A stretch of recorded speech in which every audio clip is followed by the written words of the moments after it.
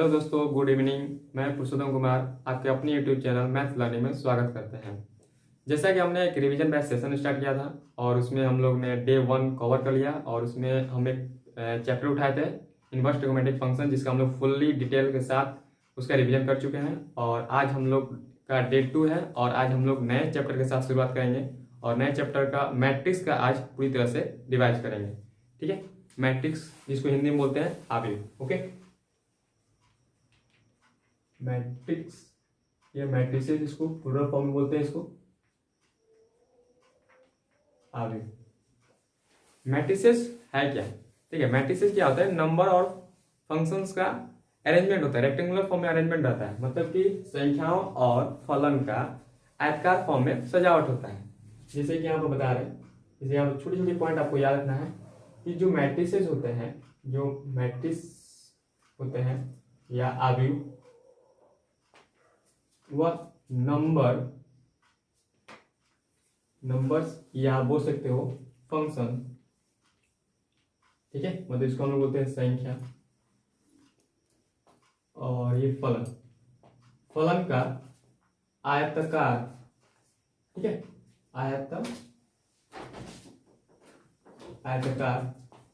ठीक है, यानी कि रेक्टेंगुलर अरेंजमेंट होता है,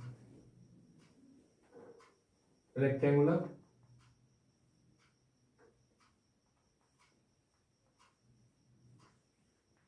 सजावट या आप अरेंजमेंट बोल सकते हैं।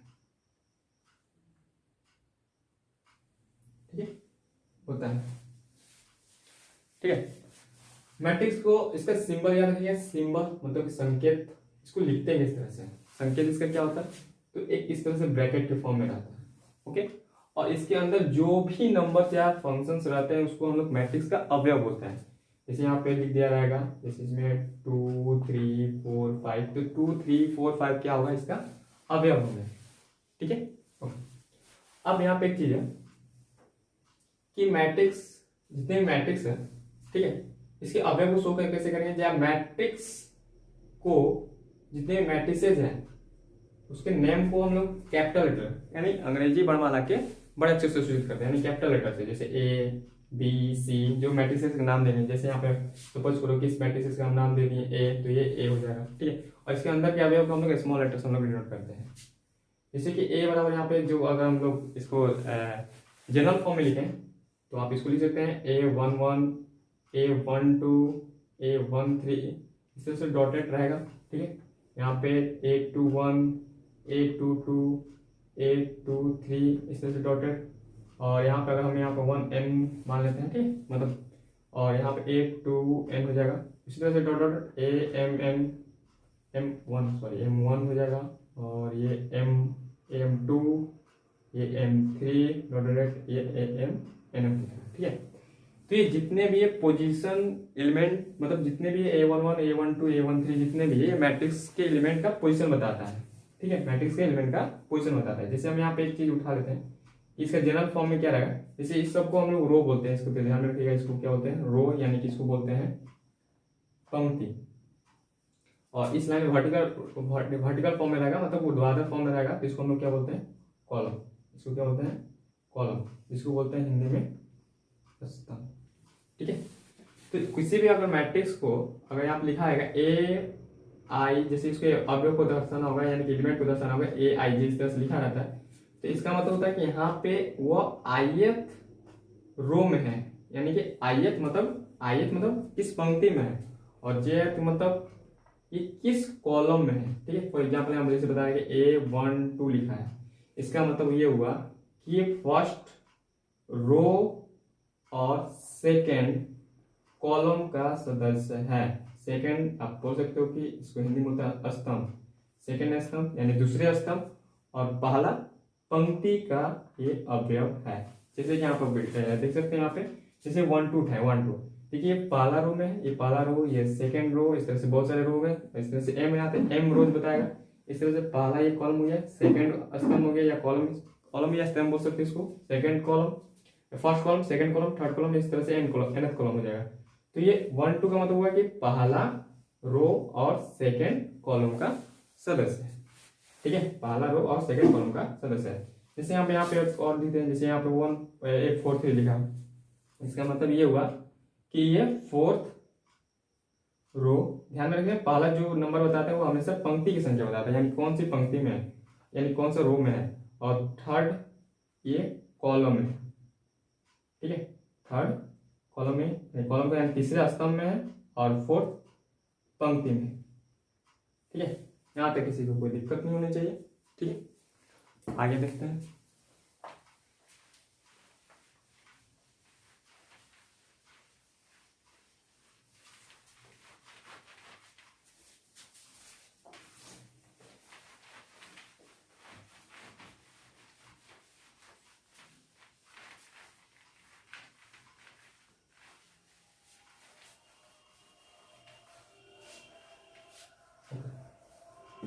एक रेक्टेंगुलर फॉर्म में एक मैट्रिक्स लिख रहे हैं, और सबसे पहले कोई भी मैट्रिक्स रहेगा तो उसके अवयव हम लोग कैसे लिखेंगे, जैसे इस पूरे मैट्रिक्स को AIJ इस तरह से लिखा जाता है M क्रॉस N फॉर्म में। अब M क्रॉस N क्या होता है हम बता आपको थोड़ी देर बाद बताएंगे।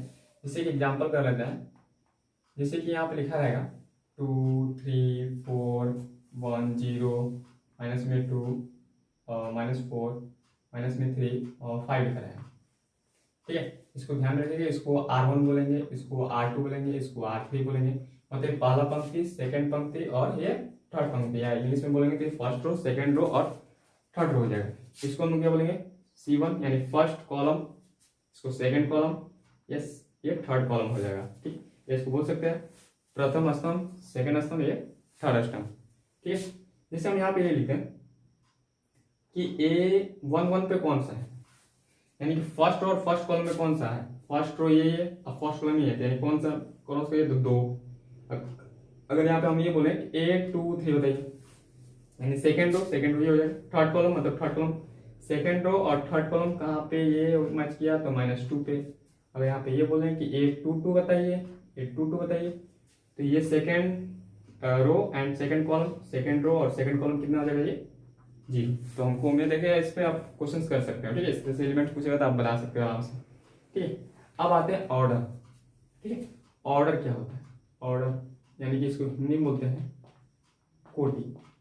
मैट्रिक्स का कोटि क्या होता है, मैट्रिक्स का कोटि क्या होता है, देखो जितने भी इसमें कोई भी अगर मैट्रिक्स दिया रहेगा उसमें नंबर ऑफ रोज, इसमें क्या होता है नंबर ऑफ रोज यानी कि पंक्तियों की संख्या क्रॉस, ठीक है, और नंबर ऑफ कॉलम, ये इस फॉर्म में हम हमेशा लिखते हैं, ठीक है। जैसे हम यहाँ पे एक छोटा सा एग्जांपल समझा रहे हैं, जैसे यहाँ पे लिखा रहेगा A B C इस तरह से लिखा रहेगा, और E F मान के चलो G कुछ भी दिया रख सकते हैं यहाँ पे, ठीक है। तो चाहे यहाँ पे हम नंबर ही ले लेते हैं, यहाँ पे नंबर इज बेटर रहेगा ABCD से, तो यहाँ पे नंबर ही लेते हैं, जैसे कि 1 2 3 0 -1 -2 इस तरह से लिखा रहेगा। इसमें नंबर ऑफ रोज कितने हैं आप बोलोगे R1 ये R2 2 रोज है, ठीक है। इसमें क्या कॉलम कितने हैं C1 C2 C3 मतलब 3 कॉलम है। इसका जो ऑर्डर लिखेंगे यानी कोटि जो लिखेंगे यहाँ पे लिखते हैं, बेस पे यहाँ पे लिखते हैं। इसके नंबर ऑफ रोज हमेशा पहले नंबर ऑफ रोज लिखाएगा, उसके बाद नंबर ऑफ कॉलम लिखाएगा। तो नंबर ऑफ रोज कितने 2 क्रॉस नंबर ऑफ कॉलम्स कितने 3, तो 3। इसके जो ऑर्डर हो जाएंगे इसको क्या ऑर्डर क्या हो जाएगा, इसका ऑर्डर ऑफ मैट्रिक्स ए इसको नाम देते हैं। तो ऑर्डर ऑफ जो मैट्रिक्स ए है उसका कितना हो जाएगा 2 क्रॉस 3। ध्यान रखिए इसको 2 गुना 3 नहीं पढ़ेंगे या 2 मल्टीप्लाई 3 नहीं पढ़ेंगे, इसको कैसे रीड करेंगे कैसे पढ़ेंगे, ध्यान रखिए 2 क्रॉस 3, या इसको आप ये पढ़ सकते हो या, ठीक है, इसको ये पढ़ सकते हो 2/3, ठीक है। इसको क्या पढ़ेंगे 2/3, ओके। यहाँ पे में कोई दिक्कत नहीं होनी चाहिए, ओके। अब आगे आते हैं कि अगर यहां से आप यहाँ पे देख सकते हैं, इसको मिटाते हैं, यहाँ पे देख लीजिए कि अगर यहाँ पे देखिए कितने रो है 2, कॉलम कितने हैं 3। अगर इसमें टोटल नंबर ऑफ एलिमेंट्स पूछेंगे संख्या कितनी होगा 1 2 3 4 5 6, टोटल कितने हैं 6। तो अगर टोटल 6 है तो हम सिंपल से जो उसका ऑर्डर होता है उसी को मल्टीप्लाई कर देंगे, 2 3 से कितना होगा 6, यानी टोटल एलिमेंट्स कितना देंगे 6।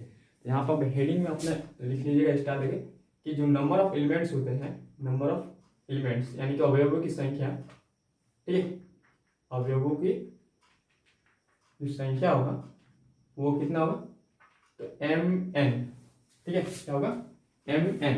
अब M क्या, जैसे ऑर्डर यहाँ पे लिख देते हैं एलिमेंट्स कि जो अवयव की संख्या नंबर ऑफ एलिमेंट्स ऑफ, जैसे कि ऑफ मैट्रिक्स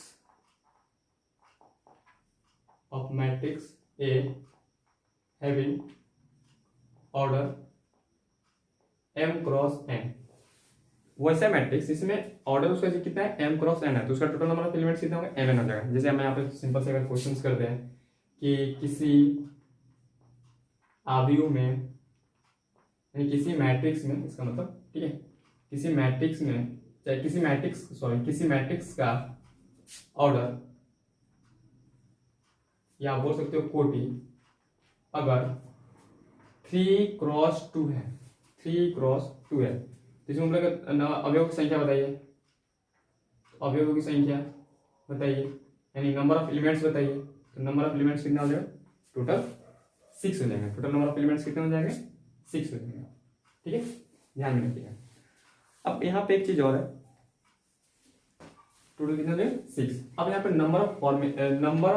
मतलब मैट्रिक्स फॉर्मेशन हम लोग सीखेंगे। अब मैट्रिक्स फॉर्मेशन सीखेंगे, आपको मैट्रिक्स फॉर्मेशन किस तरह से किया जाता है। ठीक, हेडिंग लिखिएगा अगला, मैट्रिक्स फॉर्मेशन, मतलब मैट्रिक्स किस तरह से बनाएंगे। ठीक है, जैसे यहाँ पे लिख देगा कोई क्वेश्चन इस तरह से दे दिया कि जैसे ए आई जे है, यहाँ पे लिख देगा ए आई जे है। ठीक है, यहाँ पे लिख देगा 3 क्रॉस 3 है, और यहाँ पे ए आई जे इक्वल टू लिख देगा कि आई प्लस जे अपॉन 2 दे दे। ठीक है, बोलेगा कि इसमें जितने भी मैट्रिक्स होंगे उस एलिमेंट्स को भरिए, इसमें फिलअप करिए। तो 3 क्रॉस 3 है, तो सबसे पहले हम लोग एक बॉक्स बनाएंगे और 3 क्रॉस 3 का यहाँ पे अरेंजमेंट कर लेंगे। A11 मतलब को भर देंगे सिंपल जनरल तरीके से। A12 ये जगह A13 3 के है ना, पहला रो, पहला मतलब ये पहला रो गया, तो ये रो की संख्या बताएगा, यानी कितने लाइन जाएंगे इस तरह से 1 2 3 जाएंगे। हॉरिजॉन्टल लाइन को हम लोग रो बोलते हैं और इस वर्टिकल लाइन को हम लोग कॉलम बोलते हैं, ध्यान रखिए। तो 3 रो इसमें कितना होगा, फर्स्ट ये 3 कॉलम है ना, फर्स्ट सेकंड थर्ड कॉलम चले जाएगा। इस तरह से हम लोग लिख सकते हैं A21 A22 A23, फिर इस तरह का A31 A32 A33 रहेगा। ठीक है, और ये 3 क्रॉस 3 का अब सबका वैल्यू भरना है। अब जैसे यहाँ पे दिया था ए आई J equal to I plus जे अपन में 2, जैसे हमें यहाँ पे 1 1 का वैल्यू बनाना है, तो ये आई के वैल्यू ये जे का वैल्यू होता है। यहाँ पे 1 प्लस 1 अपन में 2 दिया था ना, 1 आई प्लस जे अपन में 2 कर देना, तो 2 प्लस 2 अपन में 2 कितना होगा 1।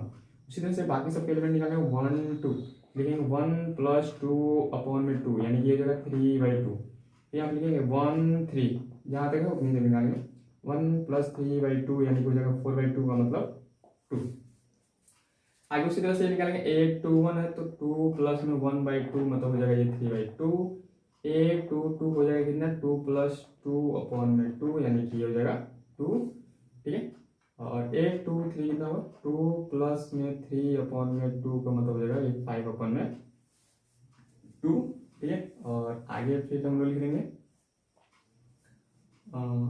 A31 इक्वल टू 3 प्लस 1 अपन में 2, यानी ये भी 2 हो जाएगा। A32 मतलब 3 प्लस में 2 हो जाएगा 2, ये हो जाएगा 5 अपन में 2, और A33 हो जाएगा ये 3 प्लस में 3 अपन में 2 मतलब कि 3। अब यहाँ पे इसी को फिलअप कर देंगे, इसके एलिमेंट को, A11 कितना है 1, यहाँ पे रख देंगे। A12 कितना है 3/2, यहाँ 3/2 रख देंगे। A13 कितना है 2, यहाँ पे 2 रख जाएगा। यहाँ पे A21 कितना है 3/2। सभी जगह जल्दी जल्दी से आप यहाँ पे नंबर लिख देंगे, इसके जितने भी एलिमेंट्स आए हैं सॉल्व करने के बाद। ठीक है, इसका ऑर्डर भी लिख देंगे 3 क्रॉस 3। ठीक है, तो इस टाइप का क्वेश्चन आपसे आएगा तो आप बना सकते हैं आराम से। ठीक है, चलिए आगे देखते हैं। तो आपको फॉर्मेशन ऑफ मैट्रिक्स बनाने आएंगे, किस तरह से आपको मैट्रिक्स बनाने हैं, तो आप सीख चुके होंगे किस तरह से बनाना है। ठीक,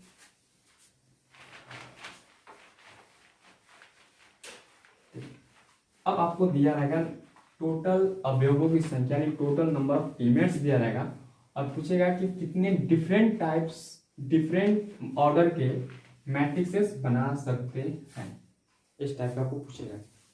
ठीक है, जैसे इसीलिए फॉर्मेशन ऑफ मैट्रिक्स, जैसे डिफरेंट टाइप ऑफ ऑर्डर्स। ठीक है, जैसे नंबर ऑफ एलिमेंट देगा, जिससे कि हम यहाँ क्वेश्चन के थ्रू कर देते हैं जैसे मान लो कि कुल अवयवों की संख्या दे दी है, कुल अवयव, ठीक है, अवयवों की संख्या, यानी कि आप लिख सकते हो टोटल नंबर ऑफ एलिमेंट्स कितने दिए, मान के चलिए कि आपको दे दिए 12, ठीक है। इसमें कुल कितने आप ऑर्डर के बना सकते हैं डिफरेंट टाइप्स के। तो सबसे पहले क्या करेंगे, जो 12 दिया ना, 12 का हम लोग फैक्टर तोड़ लेंगे। फैक्टर तोड़ने आता है ना, जैसे कि फैक्टर इसमें क्या क्या होगा, गुणनखंड कितना होगा, तो आप 1 गुणा 12 भी ले सकते हैं, ठीक है। तो इसका 12 इसका रिवर्स लिख देंगे, 1 क्रॉस 12 यानी 12 क्रॉस 1, फिर 2 क्रॉस 6 तो हो जाएगा 6 क्रॉस में 2, ठीक है। फिर यहाँ पे लिखेंगे 3 क्रॉस में 4 तो ये हो जाएगा 4 क्रॉस में 3। तो टोटल कितने बना, 1 2 3 4 5 6। तो टोटल मैट्रिक्सेस की जो संख्या होगी वो कितने होंगे, ओके। चलिए आगे देखते हैं, अगला क्वेश्चन लेते हैं। जैसे कि मान लो कि आपको टोटल नंबर ऑफ एलिमेंट्स दे दिया, टोटल नंबर ऑफ एलिमेंट्स दे दिया, मान के चलिए 24, ठीक है। तो टोटल नंबर ऑफ कितने डिफरेंट ऑर्डर से आप मैट्रिसेस बना सकते हैं, ठीक है। तो इसमें फिर 24 का फैक्टर तोड़ेंगे यानी गुणनखंड, तो 1 क्रॉस 24 लिखेगा 24 क्रॉस 1, इसी का एक तुरंत जस्ट इसका रिवर्स कर देना है। फिर यहाँ पे 2 क्रॉस में 12 लिखेंगे, यहाँ पे फिर 12 क्रॉस में 2 लिख देंगे, फिर यहाँ पे 3 क्रॉस में 8 लिखेंगे, फिर 8 क्रॉस में 3 लिख देंगे, ठीक है। फिर 4 क्रॉस में 6 लिख देंगे, 6 क्रॉस में 4 लिख देंगे। और पॉसिबल है, तो अब तो पॉसिबल नहीं लग रहा, कितने हुए टोटल, 1 2 3 4 5 6 7 8, यानी टोटल जो मैट्रिसेस बनेंगे कितने बनेंगे डिफरेंट ऑर्डर से, तो टोटल 8 बनेंगे, ठीक है। टोटल कितने बनेंगे, 8 डिफरेंट मैट्रिसेस बनेंगे, ठीक। अब सेकंड, अब जैसे अवयव दे दिया तो आपको मैट्रिसेस बनाना समझ में आ गया किस तरह से बनाना है, डिफरेंट ऑर्डर किस तरह से बनाना है, ओके।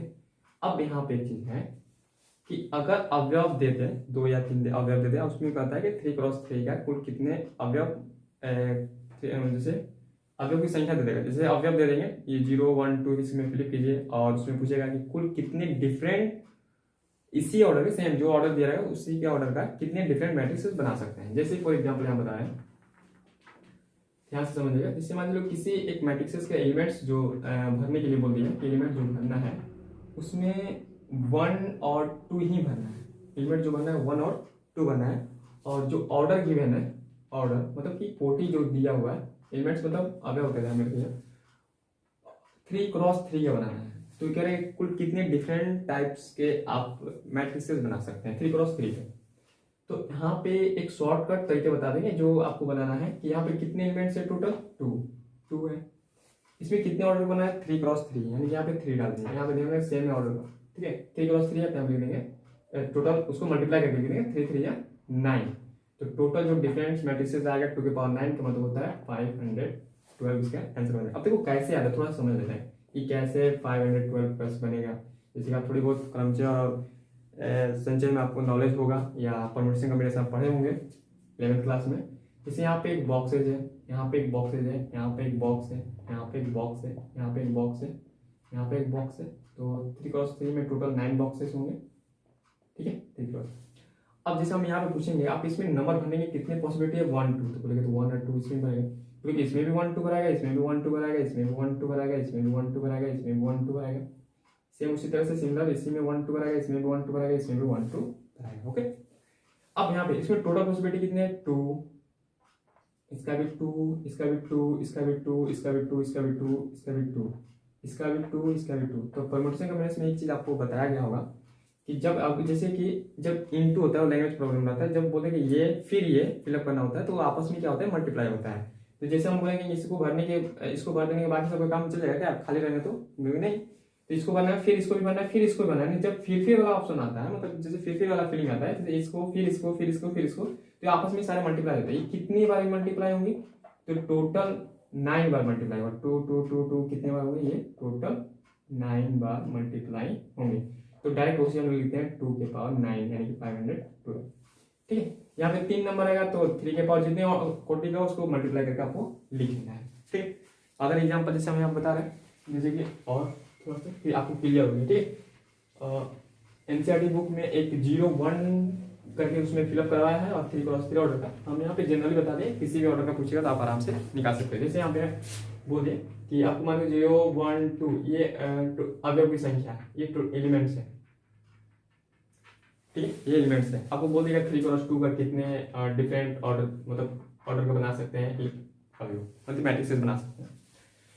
तो इसमें टोटल कितने एलिमेंट्स हैं, तो 3 जो मैट्रिसेस की संख्या होगा, मैट्रिसेस के नंबर्स होंगे, वो टोटल एलिमेंट्स यानी 3 ऑर्डर 3 × 2 6 कर देंगे, यानी 3⁶ मैट्रिसेस बना सकते हो। तो कितना हो जाएगा, ये आप मल्टीप्लाई करते हो 3⁶ कितना हो जाएगा, तो 3 9 9 81, ये हो जाएगा 7 2 9 शायद, ठीक है, आप देख लीजिएगा 3⁶ 7 2 9 है 29। ओके, इतनी डिफरेंट मैट्रिसेस बना सकते हैं।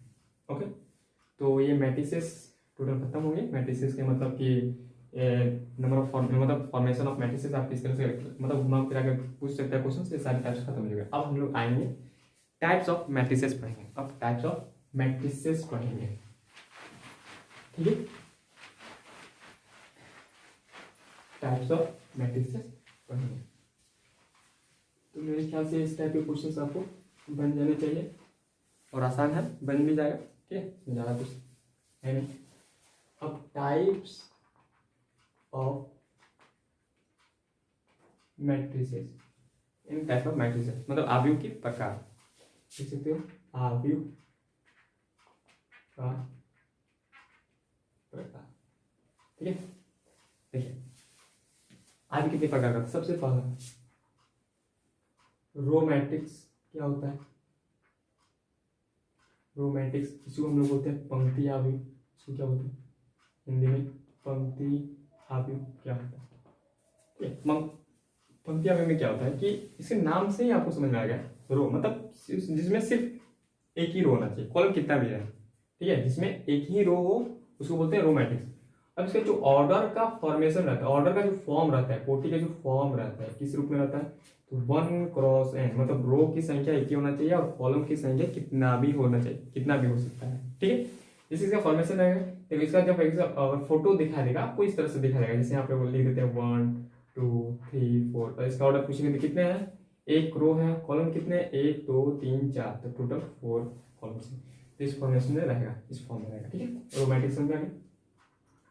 Second column matrix, column matrix, column matrix यानी कि इसको बोलते हैं स्तंभ आव्यूह, स्तंभ आव्यूह। स्तंभ आव्यूह क्या होता है, सेम उसी तरह से जैसे रो मैट्रिक्स में जिसमें केवल एक रो होना चाहिए, उसी तरह से कॉलम मैट्रिक्स में सिर्फ एक ही स्तंभ रहना चाहिए, कि कॉलम रहना चाहिए, ठीक है। यानी इसका जो ऑर्डर का फॉर्म रहेगा, ऑर्डर का फॉर्म रहेगा, कोटि का जो फॉर्म रहेगा ध्यान में रखिएगा, वह m×1 रहेगा, क्या रहेगा, m×1 रहेगा, ठीक है, m×1। अगला तीसरा यहाँ पे ले लेते हैं हॉरिजॉन्टल मैट्रिक्स, हॉरिजॉन्टल मैट्रिक्स, ठीक है, इसको बोल सकते हैं क्षैतिज आव्यूह, इसको बोलते हैं क्षैतिज आव्यूह। अब क्षैतिज आव्यूह में क्या होता है, तो इसमें क्षैतिज आव्यूह में आपको जो फोटो दिखाएगा, फोटो जो दिखाएगा क्षैतिज मतलब इस तरह सोया हुआ दिखाएगा, क्षैतिज फॉर्म में इस तरह सोया हुआ दिखाएगा। इसका मतलब आप ये बता सकते हैं जो इसमें रो की संख्या होगा वो कम होगा और कॉलम की संख्या क्या होगा, ज्यादा होगा। यानी कोई भी अगर ऑर्डर m×n का ऑर्डर का लिखता है तो इसमें फिक्स है कि जो n का संख्या होगा, n का नंबर जो कॉलम्स होंगे ज्यादा होंगे नंबर ऑफ रोज से, यानी कि पंक्ति की संख्या पंक्ति की संख्या स्तंभ की संख्या से कम होगा, ठीक है। जैसे इसका हमको एग्जाम्पल यहाँ पर देखा जाए तो बता सकते हैं, जैसे कि यहाँ पर हम ले लेते हैं 1 2 3 0 -1 4 लिख सकते हैं। तो इसका ऑर्डर अगर पूछेंगे, ये देखो क्षैतिज फॉर्म में है, तो यहाँ पे टोटल 2 ये कितना हो जाएगा 3, 2 इसका ऑर्डर 3 हो जाएगा। यहाँ पे m यहाँ पे है ना, ये n बड़ा हो गया, m छोटा हो गया, तो बोले ना m मतलब रो की संख्या कम होगा और कॉलम की संख्या ज्यादा, ठीक है। फोर्थ आ जाता है वर्टिकल, यानी कि वर्टिकल ऊर्ध्वाधर आव्यूह। ऊर्ध्वाधर आव्यूह क्या होता है, अब यहाँ पे जैसे हॉरिजॉन्टल मैट्रिक्स में हॉरिजॉन्टली फॉर्म में रहना चाहिए, इस तरह से रहना चाहिए, वर्टिकल में इस तरह से थोड़ा खड़ा रहना चाहिए। तो इसका फोटो अगर देखेंगे तो इस तरह से रहना चाहिए, अब समझ में आ गया कि जैसे इसमें m क्रॉस n है तो इसमें m का वैल्यू ज़्यादा होना चाहिए m से, तभी तो ये ज़्यादा होगा। देखो 1 1 2 3 इस तरह से ज़्यादा लेंथ लग रहा है और इससे कम लग रहा है, तो n की संख्या कम होगा और m की संख्या ज़्यादा होगी। जैसे इसका एग्जाम्पल है जैसे 2 3 1 0 -2 4 इस तरह से, ठीक है। ये वर्टिकल लग रहा है ना, खड़ा है इस तरह से। तो यहाँ पर अगर ऑर्डर पूछेंगे तो 3 क्रॉस आप कितना बताओगे, 2 बताओगे। ओके, जैसे m बड़ा होगा n छोटा होगा, m की वैल्यू ग्रेटर देन होगा n से, ठीक। ओके, फिफ्थ आते हैं। तो उससे फिफ्थ आने से पहले हम बोर्ड पर इसको साफ कर लेते हैं, बोर्ड को। अब इसके बाद स्क्वायर मैट्रिक्स पढ़ेंगे। स्क्वायर मैट्रिक्स क्या होता है?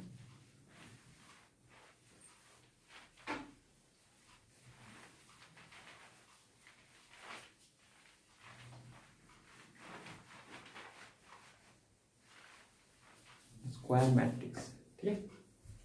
फिफ्थ नंबर हुआ स्क्वायर मैट्रिक्स, यानी कि वर्ग आवेग, ठीक, वर्ग आवेग।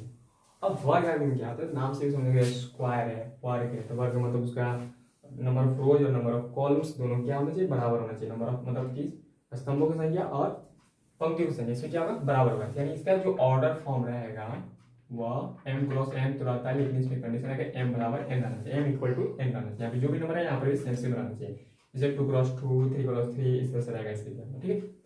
ओके, तो अब यहाँ पे देखो, जैसे कि यहाँ पे एग्जाम्पल हम सेट कर देते हैं। जैसे यहाँ पे लिखा है 1 2 3 4 इस तरह से लिखा है, तो इसका ऑर्डर 2 क्रॉस 2, तो ये तुम्हारा क्या होगा, आपका स्क्वायर मैट्रिक्स होगा, ठीक है। अब यहाँ पे एक चीज और चीज है, अगर कोई बोलेगा कि एक कोई एक मैट्रिक्स है ना, A is any matrix having order, मान लीजिए यहाँ पे लिख देगा 2, इसका मतलब इनडायरेक्ट वे में बोल रहा है कि कोई स्क्वायर मैट्रिक्स है, एनी स्क्वायर यहाँ पे लिखा रहेगा, स्क्वायर मैट्रिक्स लिखा रहेगा, स्क्वायर मैट्रिक्स लिखा रहेगा जिसका ऑर्डर 2 लिखा है। इसका मतलब कि वह इनडायरेक्ट वे में 2 क्रॉस 2 बोलना चाह रहा है, 2 क्रॉस 2, यानी कि जो भी है उसका A का ऑर्डर होगा, AIJ का फॉर्म में लिखते हैं, तो 2 क्रॉस 2 बोलना चाह रहा है, ठीक है। यहाँ तक तो किसी को कोई दिक्कत नहीं होनी चाहिए। ओके, अब स्क्वायर मैट्रिक्स हो गया। अब स्क्वायर मैट्रिक्स के टाइप पढ़ेंगे इसमें, स्क्वायर मैट्रिक्स के टाइप। जैसे यहाँ होता है डायगोनल मैट्रिक्स, यहाँ पे लिखते हैं डायगोनल मैट्रिक्स, ठीक है, डायगोनल मैट्रिक्स। अब डायगोनल मैट्रिक्स मतलब इसको हिंदी में बोलते हैं विकर्ण आवेग, क्या बोलते हैं, विकर्ण आवेग, ठीक है। अब विकर्ण आवेग में क्या होता है कि वैसा ये ध्यान में रखिएगा, स्क्वायर मैट्रिक्स का ही पार्ट है, ठीक। तो ठीक है, जो विकर्ण अवयव होता है क्या होता है, इसमें विकर्ण में अवयव होना चाहिए, बाकी जितने भी अवयव हो वो सबके सब जीरो होना चाहिए। इसका मतलब यहाँ पे जो इसका फॉर्मेट रहता है AIJ है, ठीक है, कोई एक मैट्रिक्स है AIJ और वो m क्रॉस m के फॉर्म में रहेगा, यानी कि स्क्वायर मैट्रिक्स है तो m यहाँ पे जो भी नंबर है सेम सेम रहेगा। तो यहाँ पे जो AIJ का वैल्यू है, यहाँ पे जीरो होगा कब, जब I not equal to J होगा सभी जगह। जहाँ पे I और J यहाँ पे सेम सेम नहीं रहेगा, वहां पे सारे एलिमेंट्स क्या होगा, जीरो होगा। जैसे एग्जाम्पल में 1 यहाँ पे 0 0 0 2 0 0 0 -1 इस तरह से डाल दिया, ये आपका क्या होगा, स्क्वायर मैट्रिक्स। ध्यान रखिए ये प्रिंसिपल डायगोनल कहलाता है। तो प्रिंसिपल डायगोनल का एलिमेंट्स जो है कभी भी जीरो नहीं रहना चाहिए, मतलब इस सॉरी प्रिंसिपल वैल्यू को, प्रिंसिपल डायगोनल के मेंबर को छोड़कर जितने भी बाकी एलिमेंट्स है वो सारे के सारे क्या होना चाहिए, जीरो होना चाहिए, तभी क्या कहलाएगा, डायगोनल मैट्रिक्स कहलाएगा। ओके, यहाँ तक किसी को दिक्कत नहीं होनी चाहिए। अगर अगला एग्जाम्पल लेते हैं, जैसे कि यहाँ पे -1 भी डाल दे, 0 0, ठीक है। सेकेंड ऑर्डर का भी अगर ले लेते हैं इस तरह से, तो यहाँ पर भी जीरो डाल दे, यहाँ पर भी जीरो, तब पर भी ये क्या होगा, ये डायगोनल मैट्रिक्स कहलाएगा। जैसे कोई अब इस तरह से लिख देगा, क्या ये डायगोनल मैट्रिक्स कहलाएगा, जैसे कि यहाँ पे 0 0 1 लिख दिया जी, ठीक है।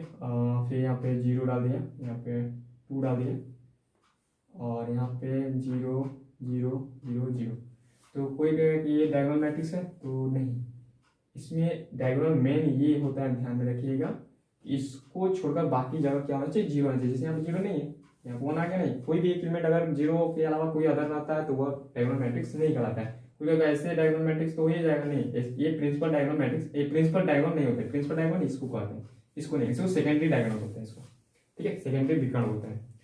तो अब यहाँ पे एक चीज और जाने, तो डायगोनल मैट्रिक्स है उसको और किस तरीके से इसको रिप्रेजेंट करते हैं, ध्यान रखना। इसको अगर लिख देगा डायग, DAIG, डायग, डायग यहाँ पे लिख देगा ए, ठीक है, वो एक डायगोनल ए है और इसको इस तरह से लिख देगा, मतलब इसको यहाँ पे लिख देगा 1 2 और -1।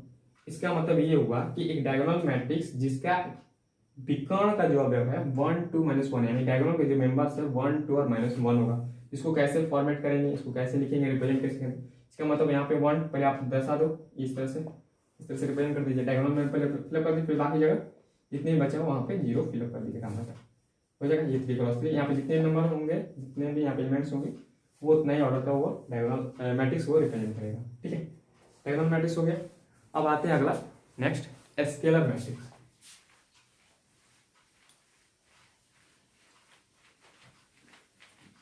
नेक्स्ट आता है स्केलर मैट्रिक्स, ठीक है। तो लगे 7 नंबर्स में स्केलर मैट्रिक्स, इसको बोलते हैं अदिश आव्यूह, इसको बोलते हैं अदिश आव्यूह, ठीक है। तो स्केलर मैट्रिक्स किससे करते हैं, तो सेम उसी तरह इसमें क्या होता है कि अदिश आव्यूह में कि जो ये डायगोनल मैट्रिक्स ही होता है, लेकिन डायगोनल के ऑल मेंबर्स यानी कि एलिमेंट्स, मतलब ऑल एलिमेंट्स इन डायगोनल यानी विकर्ण के सभी अवयव सेम रहना चाहिए, क्या होना चाहिए, ऑल एलिमेंट्स इन डायगोनल क्या होना चाहिए, सेम रहना चाहिए, यानी बराबर रहना चाहिए।